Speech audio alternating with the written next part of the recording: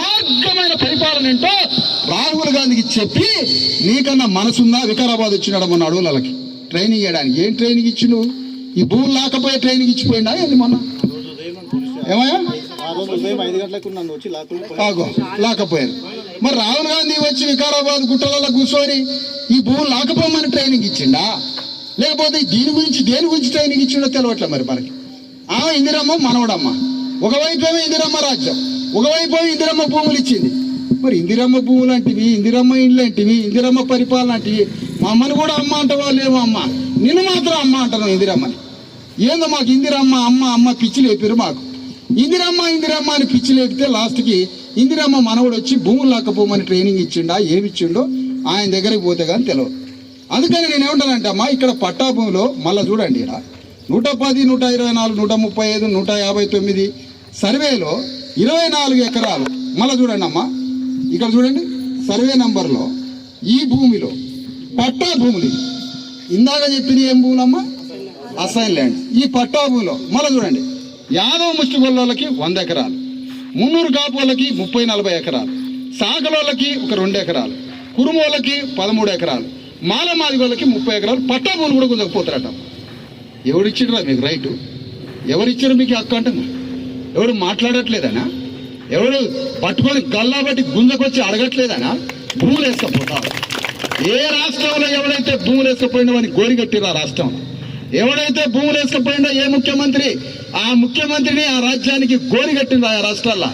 నీకు 3 కాలం వచ్చింది, నువ్వు వచ్చి 2 ఏళ్ళు కాలే భూముల మీద కన్నేసిన. ఎందుకంటే నీది రియల్ ఎస్టేట్ వ్యాపారం కదా, రియల్ ఎస్టేట్ వ్యాపారం కాబట్టి ఎవరికి ఎక్కడ భూములు ఉన్నాయి, పేదోడికి ఎక్కడ భూములు ఉన్నాయి, బీసీ ఎస్సీ ఎస్టీలకు ఎక్కడ భూములు ఉన్నాయో అమాయకుల భూములు చూడటం, కన్నేయడం, లంబడోళ్ళ భూముల్ని, మాలమాదిగ భూముల్ని, సాకుల భూముల్ని, కుమ్మరోళ్ళ భూముల్ని, మంగళోళ్ళ భూముల్ని, పద్మశాలుల భూముల్ని, విశ్వకర్మల భూముల్ని, గొల్లోళ్ళ భూముల్ని, ముదిరాజుల భూముల్ని, గౌళ్ళ భూముల్ని మొత్తం వేసుకుపోతావు.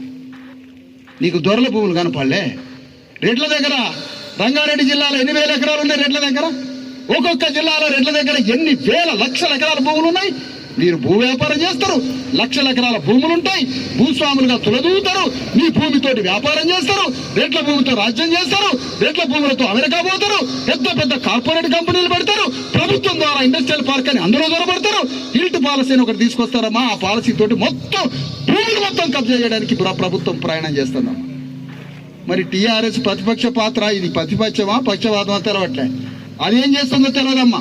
అనేక ప్రాంతాల్లో ప్రతిపక్షము ప్రజాపక్షము, పరిపాలన పక్షము ప్రతిపక్షం ఇద్దరు కలుస్తారమ్మా. మేము ఒకటే అంటున్నామమ్మా, ఎవడు పోరాడితే వాడే ప్రతిపక్షం, ఎవడు యుద్ధం చేస్తే వాడే ప్రతిపక్షం. ఇక్కడ భూములు పోయినాయమ్మా తల్లి. ఎందుకు రావట్లే కేసీఆర్? ఇడికి దేనికి రావట్లే కేసీఆర్? ప్రతిపక్ష నాయకుడు హోదాతో, కేబినెట్ హోదాతో 12 లక్షల రూపాయల జీతం తీసుకొని ప్రతిపక్ష నాయకుడుగా, ఫ్లోర్ లీడర్ గా నువ్వు పోయి ఇలా అడవులల్లా నీ రెస్ట్ హౌస్ లో గెస్ట్ హౌస్ లో దాక్కొని బతుకుతున్నావు కదా. ఏడి ప్రతిపక్ష నాయకుడు? సిగ్గున్నదా మీ పార్టీకి? రాజీనామా చేసిపారా కేసీఆర్. వీడికి వస్తావా, యుద్ధం చేస్తావా? యుద్ధం చేయకపోతే నువ్వు రాజీనామా చేసిపారే, రావాల్సిన వాళ్ళు వస్తారు వీడికి.